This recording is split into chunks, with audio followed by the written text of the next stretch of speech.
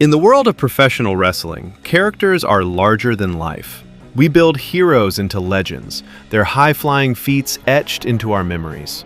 They are, for all intents and purposes, superheroes in spandex, capable of impossible things.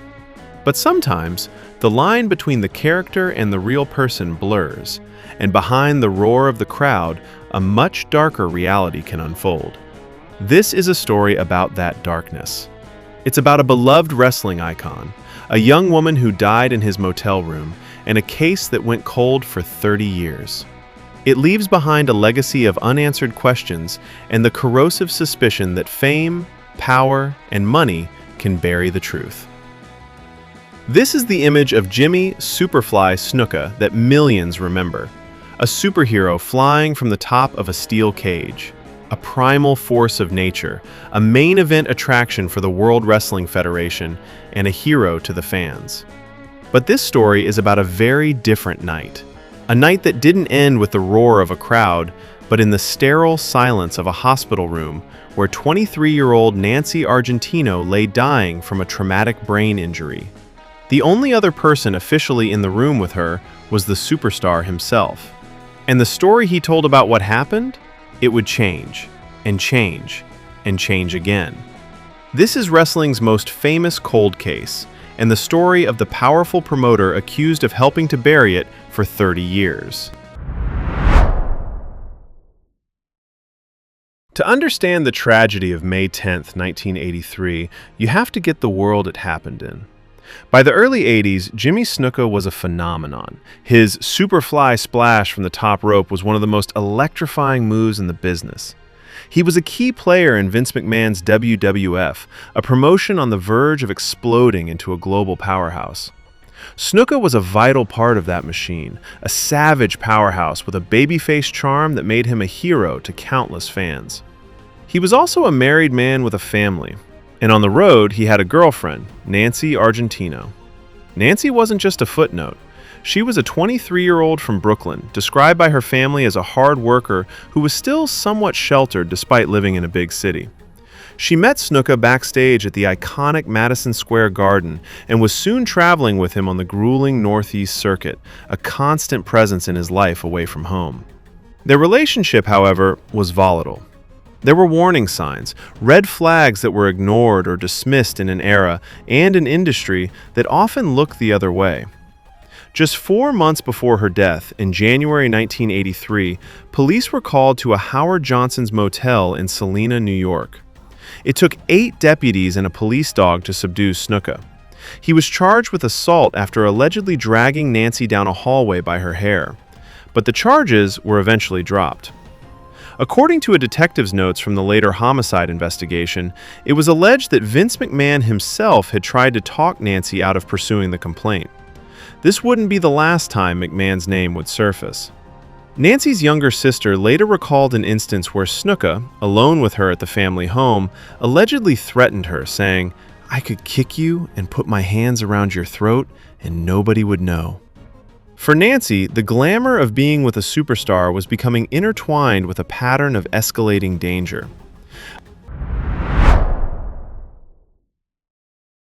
On May 10, 1983, the WWF was in Allentown, Pennsylvania for a TV taping. Snuka worked a match and afterward returned to his room at the George Washington Motor Lodge. What happened inside that room over the next several hours remains the central, contested mystery of this entire story. The first official record of trouble came late that night when Snuka called for an ambulance. When paramedics arrived, they found a grim scene. Nancy Argentino was unresponsive in bed. She was gasping for air, with a yellow fluid oozing from her nose and mouth, a telltale sign of severe head trauma. She was rushed to Lehigh Valley Hospital, but it was too late. Her brain injuries were catastrophic. Hours later, 23-year-old Nancy Argentino was pronounced dead. Her family in Brooklyn got a phone call in the middle of the night. On the other end, they heard Snuka, but that it was all an accident. The man who performed the autopsy, Dr. Isidore Mihalakis, came to a swift and chilling conclusion. The cause of death was craniocerebral injuries. His report detailed that the injuries were consistent with a moving head striking a stationary object. But it was the other marks on her body that told a more disturbing story. The autopsy noted more than 24 cuts and bruises all over her body, on her head, ear, chin, arms, hands, back, buttocks, and legs. Dr. Mihalakis wrote that the multiplicity and magnitude of the injuries could be suggestive of mate abuse. His official opinion was stark. The case should be investigated as a homicide until proven otherwise. Crucially, pathologists determined the fatal brain injury had likely occurred at least 12 to 24 hours before medical help was finally called, a delay that proved fatal. Jimmy Snuka was the only suspect. The question for investigators was simple: what happened? The answer would be anything but. In the crucial hours and days after Nancy's death, Jimmy Snuka gave a series of different, conflicting accounts of what led to her fatal injuries. This web of contradiction became the hallmark of the case, raising immediate suspicion. Story number 1 was told to the responding police officer. Snuka claimed he and Nancy were fooling around outside the motel room when he pushed her, causing her to fall and strike her head. It was just a playful moment that went horribly wrong. Story number 2 came at the hospital. An emergency room nurse reported hearing Snuka say he and Nancy had an argument that resulted in an accidental pushing incident. In this version, the playfulness was gone, replaced by conflict. Nancy fell and hit her head. Story number 3 was given during the official police interrogation. Here, the narrative took a major turn. Snuka now claimed that while driving to the motel, they'd pulled over on the side of the highway so Nancy could use the bathroom. As she returned to the car, she slipped and hit her head. He didn't think much of it at the time. Story number 4 was shared with the hospital chaplain. Again, the story involved being stopped on the side of the road, but this time it was a lover's quarrel. Snuka told the chaplain that he accidentally shoved Nancy, who then fell backward and hit her head on the pavement. And finally, there was the 5th version, the one Snuka would stick to for years, including in his autobiography. He wrote that he never hit or threatened Nancy. In his book, he says he returned from the TV tapings to find her sleeping, and it was only then he realized something was wrong and called for help. These shifting explanations were a massive red flag. Was it horseplay? An argument? A slip and fall on the highway? A roadside shove? Or did he just find her unresponsive? The accounts couldn't all be true, and none of them could adequately explain the multiplicity and magnitude of the 24 bruises and cuts documented in the autopsy report. The forensic evidence didn't point to a single fall, but to a potential beating. The case was a puzzle of contradictions, with a mountain of suspicion, but no clear path forward.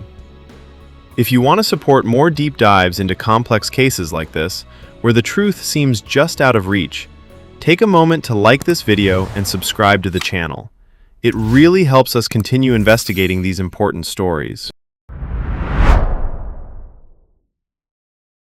With a damning autopsy report and a suspect who couldn't keep his story straight, a homicide charge seemed almost inevitable. The lead pathologist's opinion was to treat the case as a homicide. An attorney for the Argentino family believed there was more than enough to go to a grand jury, but it never happened. Instead, the investigation quickly and mysteriously stalled. On June 1st, 1983, just weeks after Nancy's death, a follow-up interview was scheduled with Snuka, but he wasn't alone. Accompanying the wrestling superstar was the head of the WWF, Vince McMahon. For decades, rumors have swirled about what happened. In his own book, Snuka recalled McMahon being with him for a meeting with law officials, carrying a briefcase. He claimed not to know what went on, but afterward, the intense scrutiny seemed to vanish. One investigator at the time noted that McMahon did most of the talking for a largely uncooperative Snuka. After that meeting, Snuka was free to go. He was never charged. The criminal case went cold. Just 5 months after Nancy was buried, Snuka was back in the main event at Madison Square Garden, leaping off a 15-foot steel cage in one of the most famous moments in wrestling history. His career flourished. He became a household name, an action figure, a cartoon character. For the world, the incident in Allentown was forgotten, if it was ever known at all. But the Argentino family never forgot. In 1985, they filed a wrongful death lawsuit against Snuka and won a default judgment of $500,000. They never saw a dime. Snuka claimed he was broke and the judgment was never paid. For 30 years, there was silence. The case remained officially open, but completely dormant. Nancy's story became a dark rumor in the wrestling world, whispered among insiders, but with no official answers. Snuka continued to make appearances for WWE, where he was celebrated as a legend and inducted into their Hall of Fame in 1996. It seemed he had successfully outrun the ghosts of that motel room. Justice delayed doesn't always mean justice denied. In 2013, 30 years after Nancy's death, journalists at the Morning Call newspaper in Allentown took a new look at the cold case. Their investigation uncovered documents that had never been seen by the public, including the full, explosive autopsy report. For the first time, the pathologist's official opinion to investigate the death as a homicide and the details of Snuka's conflicting stories were laid bare. The reporting sparked a firestorm. Spurred on by this newly publicized information and by Nancy's surviving sisters, the Lehigh County District Attorney reopened the case. In 2014, the case was handed to a grand jury. This jury would hear the evidence that was seemingly brushed aside in 1983. They reviewed the autopsy that found dozens of injuries. They analyzed the series of conflicting stories Snuka told. And they heard testimony about a prior history of domestic violence. On September 1, 2015, 32 years after Nancy Argentino died, the grand jury made its recommendation. They found that Jimmy Snuka had assaulted Nancy Argentino and then left her in the motel room to die. That same day, Jimmy Superfly Snuka, now 72 years old, was arrested and charged with third-degree murder and involuntary manslaughter. It was one of the oldest cases in Lehigh County to ever result in criminal charges. For the Argentino family, it seemed that accountability was finally within reach. The trial of Jimmy Snuka would never happen. Almost immediately, his defense lawyers argued that the wrestling legend wasn't mentally competent to stand trial. They claimed that decades of head trauma from his high-flying career had left him with severe dementia. A forensic psychologist testified that Snuka was a shell of a man who couldn't comprehend the proceedings. Prosecutors fought back, arguing that Snuka might be faking his symptoms to evade justice.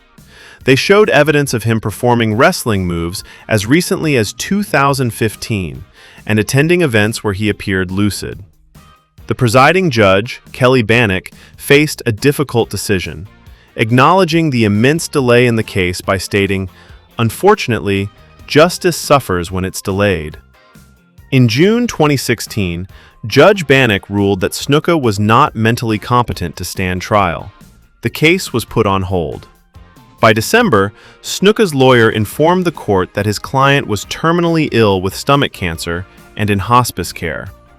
On January 3, 2017, Judge Bannock made the final call. Convinced that Snuka would never regain competency, she dismissed all charges against him. It would be unjust to resume the prosecution, her order stated.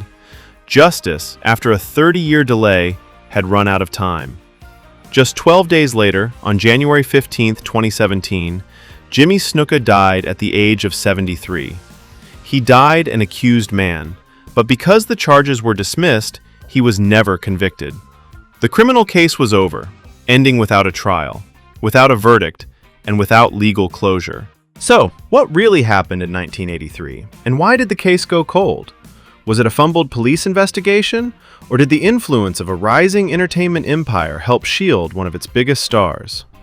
We know that Vince McMahon was present at a key meeting with investigators. We know that after that meeting, the case stalled. And we know that while Jimmy Snuka's career soared, the Argentino family was left with only a civil judgment that was never paid and 3 decades of agonizing silence. The story of Nancy Argentino is more than just a wrestling scandal. It's a tragedy about a young woman whose life was cut short, and a story of systemic failure. It's about how the powerful can often seem insulated from consequences, and how the voices of victims can be drowned out by the roar of the crowd. While the legal system never rendered a final verdict, the facts remain unsettling. An autopsy whose author recommended a homicide investigation, more than 24 injuries suggesting a brutal assault, and a web of different stories from the only other person in the room. Jimmy Snuka's legacy is now permanently stained by what happened in that motel room. The Superfly who seemed to walk on air is forever tied to the young woman he left behind. For Nancy Argentino's family, there was no closure in court. The only thing left is the truth of her story, a story that took 30 years to be fully heard, and one that should never be forgotten.